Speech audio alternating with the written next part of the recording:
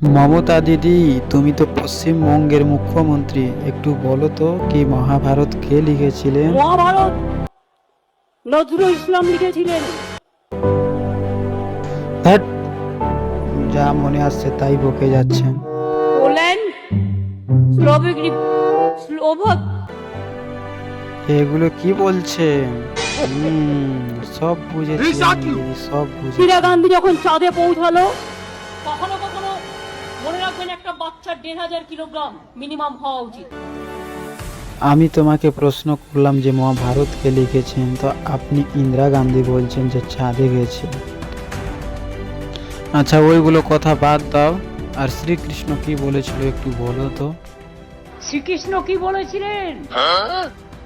শ্রীকৃষ্ণের উপদেশে বলেছিলেন, শ্রীকৃষ্ণ পরমহংসদেব বলেছিলেন, শ্রীকৃষ্ণ পরমহংসদেব বলেছিলেন, শ্রীকৃষ্ণ পরমহংসদেব বলেছিলেন।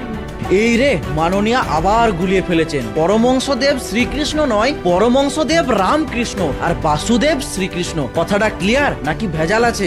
আমার ভুল হয়েছে, ক্ষমা করে দেন।